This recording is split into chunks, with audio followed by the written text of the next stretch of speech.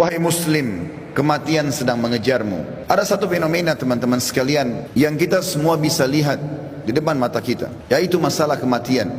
Risalah ini akan kami sampaikan kepada orang yang sehat dan sakit, orang yang kaya dan juga miskin, para pemimpin dan masyarakat, orang cerdas dan juga orang yang bodoh, laki-laki dan perempuan, anak kecil ataupun orang dewasa. Ingatlah saudaraku, kita akan mengakhiri kehidupan dunia ini. Ada batas waktu di mana kita semua akan meninggalkannya. Semua yang kita kumpulkan dari rumah yang mewah, kendaraan yang kita banggakan, pasangan hidup, apa saja dari pakaian, bahkan perlengkapan dan pernak-pernik kehidupan ini, semuanya akan ditinggal. Pasti kita akan meninggalkannya. Nabi SAW bersabda dalam sebuah hadis yang sahih, kalau anak Adam meninggal dunia, akan ikut bersamanya ke kuburan tiga: keluarganya, hartanya, dan amalnya. Serta akan pulang dua, keluarganya akan pulang. Secinta-cintanya seorang istri pada suaminya, pasti dia tidak akan pernah menginap di kuburan itu. Dia akan pulang. Cinta-cintanya seorang suami pada istrinya juga tidak akan tinggal menemani istrinya di kuburan. Orang tua dengan anak, teman dengan temannya, bawahan dengan atasannya, semuanya akan meninggalkan kuburan tersebut. Begitu juga dengan harta. Mobil semewah apapun hanya diparkir di pagar kuburan. Setelah itu akan dibawa pulang menjadi warisan. Yang tinggal bersama kita hanya satu: amal kita, yang selama ini selalu kita lalaikan. Mikrofon masjid dengan keras, panggilan dari Allah, hayya 'alas shalah, hayya 'alal falah, ayo salat, ayo menuju kepada kemenangan, kita lalaikan. Orang miskin yang mengetuk-ngetuk kaca mobil, di sebelah rumah orang miskin tidak makan, mengulurkan tangannya. Lalu syaitan membisikkan kuping kita mengatakan, orang itu masih muda, masih kuat. Lalu kita mengiyakan syaitan sehingga kita tidak mengeluarkan sedekah tersebut. Al-Quran hanya menjadi hiasan, berbangga-bangga dengan kertasnya, dengan sampulnya yang bagus, penerbitnya yang dikenal, atau yang bestseller yang dijual di pasar-pasar. Bukan lagi berfungsi sebagai ayat-ayat Allah, peringatan yang harus dibaca dan jadi prinsip hidup, hanya menjadi sebuah kenangan saja.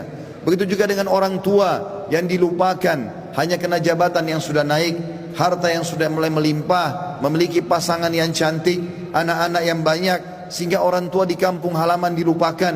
Telepon pun hanya setahun sekali. Tidak ada lagi kejar pahala dan surga dari kedua orang tua.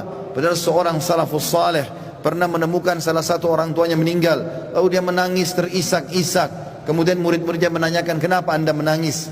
Kata dia, sungguh satu pintu surga sudah tertutup untukku, maka tertinggal satu lagi. Dan sekian banyak fenomena dalam kehidupan kita yang kita lalaikan, saudaraku seiman. Dengarkan dan renungi baik-baik bagaimana Allah mengingatkan dalam kitabnya tentang masalah hari pulang ini.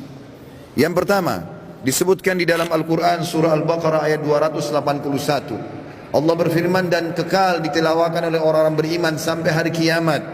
A'udzu billahi minasyaitonir rajim. Wattaqu yawman turja'una fihi ila Allah, thumma tuwaffa kullu nafsin ma kasabat wa hum la yudhlamun. Takutlah kalian, persiapkanlah diri kalian, fikirkanlah baik-baik, masuk semua dalam makna wattaqu. Hati-hatilah kalian dengan hari di mana kalian akan dikembalikan kepada Allah. Kemudian setiap jiwa akan diberikan balasan dan laporan dari amal-amalnya, baik ataupun buruk, dan mereka tidak akan dizalimi sedikit pun. Kalau hari ini teman-teman kita melihat seseorang kerabat kita, teman sejawat kita, partner bisnis kita dibungkus dengan kain kafan dan meninggal, dan kita mengantar ke kuburan sebagaimana mungkin itu sudah pernah kita lakukan, maka satu waktu nanti kita yang akan diantar. Teman-teman sekalian masih malas sholat, sholatlah teman-teman sebelum anda disolati oleh orang-orang. Banyak orang meninggalkan saf pertama masjid, padahal itu keutamanya sangat besar, tapi dia menunggu dia akan disolati di saf pertama pada saat meninggal dunia. Ini kerugian, penyesalan akan datang terakhir, saudaraku seiman. Dalam ayat lain Allah berfirman dalam surah Al-Baqarah ayat 48, A'udzu billahi minasyaitonir rajim. Wattaqu yawman la tajzi nafsun an nafsin syai'a wa la yaqbalu minha syafa'atun wa la yu'khadhu minha 'adlun wa la hum yunsarun.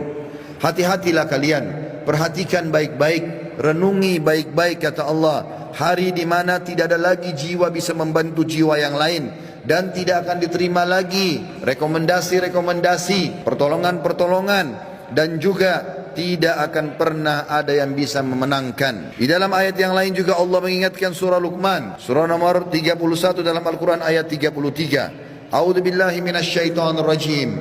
Ya ayyuhan nas ittaqu rabbakum wakhshaw yawman la yajzi walidun an waladihi wala mauludun huwa jazin an walidihi syai'a. Inna wa'dallahi haqqun fala taghurrannakumul hayatud dunya wala yagurrannakum billahil garur. Hai sekalian manusia, wahai manusia, Allah panggil, dan saya ingatkan lagi di atas mimbar ini, Allah memanggil semua kita tanpa mengenal sukunya, bangsanya, jabatannya, status sosialnya, ataupun laki-laki dan perempuan, muda ataupun tua. Allah mengatakan, wahai manusia, takutlah kalian kepada Tuhan kalian dan khawatirlah terhadap hari di mana tidak akan ada lagi pertolongan, tidak ada orang tua bisa menolong anaknya, dan tidak lagi anak-anak bisa menolong orang tuanya. Sesungguhnya janji Allah pasti benar. Jangan kehidupan dunia melalaikan kalian, dan jangan sampai kalian terlalaikan. Allah subhanahu wa ta'ala mengingatkan di ayat yang lain, surah Al-Muzammil, surah nomor 39 ayat 17 sampai 19. Allah berfirman, a'udzubillahi minasyaitonir rajim. Fa kaifa tattaquna in kafartum yawman yaj'alul wildanu shiba. Bagaimana kalian bisa memungkiri hari di mana anak kecil pun bisa menjadi tua tiba-tiba? As-sama'u munfatirum bih. Pada hari kiamat nanti maka langit-langit pun akan pecah. Kana wa'duhu maf'ula. Dan itu janji Allah pasti akan terjadi. Inna hadhihi tadhkirah. Ini adalah peringatan yang sangat bermanfaat. Faman syaa'a attakhadha ila rabbih sabila. Siapa yang berakal, maka dia segera mengambil jalan menuju ke Tuhannya.